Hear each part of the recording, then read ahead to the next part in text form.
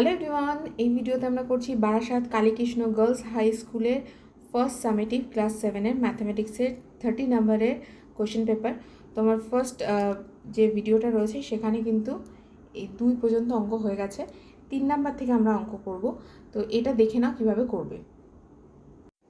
তো 3-এর 1 number question যেটা হচ্ছে আমাদের এখানে সূচকের একটা চ্যাপ্টারের একটা অঙ্ক রয়েছে, সেই অঙ্কটা করছি, দেখে নাও। তো এই হলো আমাদের কোশ্চেন। এবার 2 টু দি পাওয়ার 8 মানে হচ্ছে এখানে 2 টু দি পাওয়ার 8 না করে এখানে থাকলো, এটা এখন কিছুতেই হাত দেবো না আমরা। 4 মানে কত? 2 স্কোয়ার। 4 মানে কত? 2 দুগুণে 4, 2 স্কোয়ার মানে দুটো 2 গুণ, মাথায় কিউব রেখে দিলাম, ইন্টু এক্সের কিউব, ইন্টু এখানে দেখো এক্স টু দি পাওয়ার 7 রয়েছে, আর এখানে 11 টু দি পাওয়ার 0 মানে এখানে 1 লিখে দিলাম, আর এখানে সাইডে লিখে দেবো যেহেতু a টু দি পাওয়ার 0 মানে কত? 1, এটা আমরা লিখে দেবো। এটা একটা ফর্মুলা রিলেটেড হয়ে গেল। এরপরে দেখো কত লিখবো এখানে তো 2 টু দি পাওয়ার 8 আছে, থাক। আর এখানে 3 দুগুণে 6 মানে নিচে হয়ে গেল 2 টু দি পাওয়ার 6, এখানে হয়ে গেল এক্স টু দি পাওয়ার 7, এখানে হয়ে গেল এক্সের কিউব।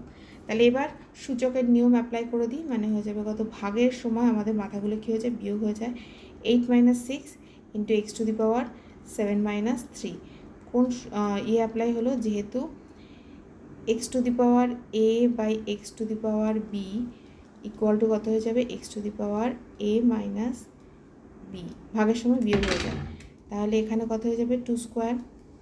8 থেকে 6 বিয়োগ করে 2 স্কোয়ার, এখানে হয়ে যাবে কত? X to the power 4। 2 square মানে কত? 4 এক্স টু দি পাওয়ার 4 হয়ে যাবে আমাদের এইটার অ্যান্সার, এই কোশ্চেনের অ্যান্সার। নেক্সট কোশ্চেনে আসছি এবার। দ্বিতীয় কোশ্চেন করছি। দ্বিতীয় কোশ্চেনে দেখো এখানে আমাদের দেওয়া আছে যে একটি ত্রিভুজের 3টি বাহুর দৈর্ঘ্য যথাক্রমে x+4, 2x+1 আর 4x - 8 হলে ত্রিভুজের পরিসীমা কত? তাহলে অতএব নির্ণয় পরিসীমা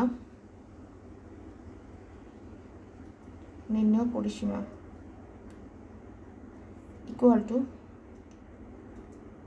x+4 প্লাস এটা মানে হচ্ছে 2x+1 প্লাস এরপরে যেটা রয়েছে 4x - 8, এবং অবশ্যই সবগুলোর পাশে এখানে আমাদের কি দেওয়া আছে?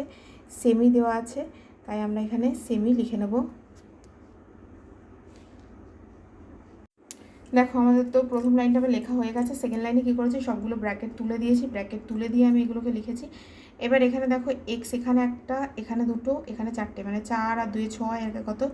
7 মানে 7x। 4 আর একে কত? 5, আর এখানে -8 রয়েছে, তার মানে হয়ে যাবে -3 7। এটা আমাদের হয়ে গেল। নেক্সট কোশ্চেনে চলে আসছি এবার। নেক্সট কোশ্চেন দেখো এখানে দেওয়া আছে ভাগফল নির্ণয় করি। তাহলে ভাগফল নির্ণয় করব, এটা হচ্ছে 3-এর 3। তাহলে এখানে আমরা কি করব? এখানে আমরা লিখে নেব, কোশ্চেনটা লিখে নিই ফার্স্টে। দেখো প্রথমে তো কোশ্চেনটা আমি নোট ডাউন করে নিয়েছি, এবং যেহেতু ভাগ এটা নিচে লিখেছি 36, মানে 4 নং 36, আর এখানে তো 4 আছে, তাহলে 4 কমন নেওয়া যেতে পারে। 4 কমন নিলে এখানে কি পড়ে থাকবে? 9, আর এখানে মাইনাস দিয়ে এখানে 4 তো বেরিয়ে গেছে, তার মানে এখানে কিছু সংখ্যা থাকবে না। এখানে a টু দি পাওয়ার 4 মানে 4টে a, এখানে দুটো a, আমি কি করছি? a স্কোয়ার মানে দুটো a কমন নিচ্ছি, তাহলে এখানে দুটো a পড়ে থাকলো, এখানে কিচ্ছু পড়ে থাকছে না। এখানে b স্কোয়ার, এখানে b টু দি পাওয়ার 4 মানে 4টে b, এখানে দুটো b, তাহলে আমি দুটো b কমন নিচ্ছি। দুটো b কমন নিলে এখানে দুটো b পড়ে থাকবে, এখানে দেখো দুটো b ছিল, বের করে নিয়েছি, তাহলে -4 a স্কোয়ার b স্কোয়ার হয়ে গেল। এবার এইটা কেটে দাও। এবার এখানে এই যে মাইনাস চিহ্নটা আছে না, তাহলে আমাদের মাইনাসটা এখানে উঠে যাবে, মানে -9 a স্কোয়ার মাইনাসে প্লাস b স্কোয়ার হয়ে যাবে আমাদের রাইট অ্যান্সার। তো এটা আমাদের হয়ে যাবে, এটা প্লাস, এটা আমাদের কমপ্লিট। নেক্সট কোশ্চেনে আসছি এবার। নেক্সট কোশ্চেন দেখো আমাদের এখানে দেওয়া আছে সরল করো। তো সরল করতে দেওয়া আছে, অঙ্কটা নোট ডাউন আর করছি না, এখান থেকেই করবো। এবার দেখো, তো এখানে 4 নম্বর যে কোশ্চেনটা দেওয়া আছে, 4 নম্বরের কোশ্চেন এখানে আমি নোট ডাউন করছি না, এখানেই করছি। দেখো এখানে এক্সের সাথে এক্স গুণ করে দিলে কত হয়ে যাবে? X square. এক্সের সাথে ওয়াই গুণ করছি, তাহলে -xy। তারপর ওয়াইয়ের সাথে এটা, তাহলে হচ্ছে +xy, প্লাসে মাইনাসে -xy। একইভাবে ওয়াইয়ের সাথে ওয়াই গুণ করছি, তাহলে হয়ে যাবে ওয়াই স্কোয়ার, মাইনাস ওয়াই আর জেড গুণ করছি, তাহলে হয়ে যাবে -yz। তারপর এখানে জেড ওয়াই আছে, তাহলে +zy। তারপর হচ্ছে জেডের সাথে জেড, তার মানে হচ্ছে মাইনাস জেড স্কোয়ার। আচ্ছা, আমি এখানে একটা মিস্টেক করেছি, এখানে আমার এটা মাইনাস হবে, এখানে তো আমার এটা মাইনাস হবে, বিকজ দেখো এখানে হচ্ছে প্লাসে মাইনাসে মাইনাস। তারপরে এখানে চলে আসবে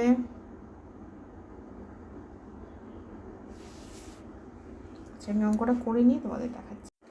অঙ্কটার আমরা কি করব, এইখানে গুণ করি যাতে আমাদের ওইখানে বেশি মানে মেন অঙ্কটাতে বেশি হেজি না হয়ে যায়। এখানে গুণ করছি, এক্সের সাথে এক্স গুণ করছি এক্স স্কোয়ার, এক্সের সাথে ওয়াই গুণ করছি minus x y plus y x বা এক্স ওয়াই, আর এখানে প্লাসে মাইনাসে মাইনাস ওয়াই স্কোয়ার, মানে এটা এটা কেটে গেল, তার মানে কত হয়ে যাবে x square minus y square, একটা হয়ে গেল।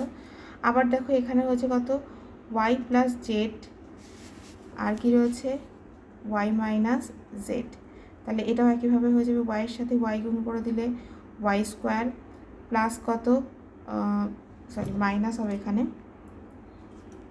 ওয়াই আর জেড গুণ করে দিলে ওয়াই জেড, তারপরে প্লাস জেড ওয়াই প্লাস হচ্ছে জেড ওয়াই বা ওয়াই জেড লিখলাম, প্লাসে মাইনাসে মাইনাস জেড স্কোয়ার, তার মানে এটা কেটে গেল, তার মানে আমাদের কী হয়ে যাবে y square minus z square.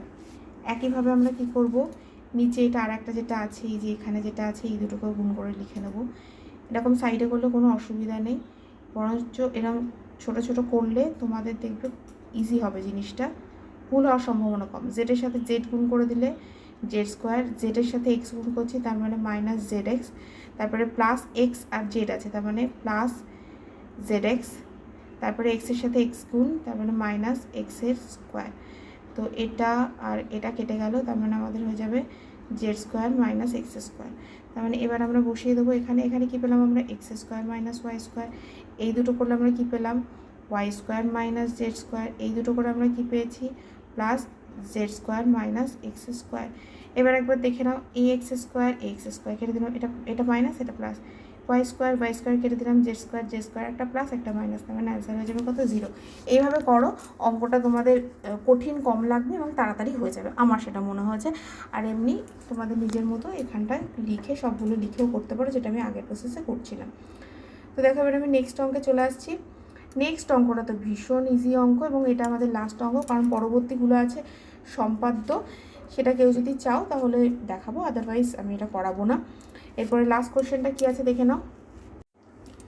দেখো এখানে দেওয়া আছে 7653, তো 7653 এখানটা যদি আমরা লিখি 7653, তাহলে একক, দশক, শতক, হাজার, হাজারের ঘর এখানে 7-এর পরে 1 2 3, 7-এর পরে কটা ঘর আছে 1 2 3টে, তার মানে অবশ্যই এখানে কত হয়ে যাবে, আমরা কিভাবে লিখব, আমরা জিনিসটাকে এভাবে লিখব 7 × 10, 10-এর পরে মানে 10, 1-এর পরে কটা শূন্য হবে 1 2 3, 1 2 3টে, তারপরে কি আছে 6, 6-এর পরে দেখো ক ঘর আছে 1 2, তার মানে 6-এর পরে এরকম দুটো শূন্য হবে 1-এর পরে, 6 6 × 1-এর পরে দুটো শূন্য, 5-এর পরে কটা ঘর আছে একটা, তাহলে 5 × 1 0, প্লাস দেখো 3-এর পরে কিছু নেই, তার মানে শুধু 3 পড়ে থাকবে, মানে আমাদের শুধু 3 পড়ে থাকবে বা শুধু 3 এই জায়গাটায় আমরা কি করব 3 ×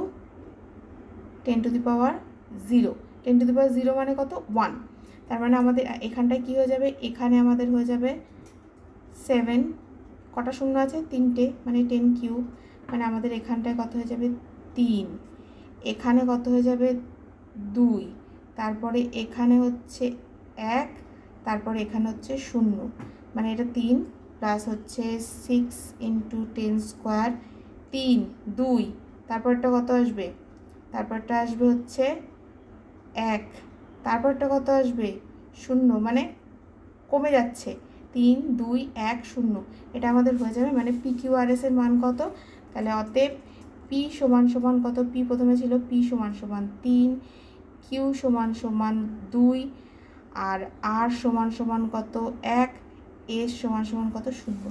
তো এর সাথে আমাদের পুরো কোশ্চেন পেপারটা আমি সলভ করে দিলাম। হোপফুলি তোমরা বুঝতে পেরেছো।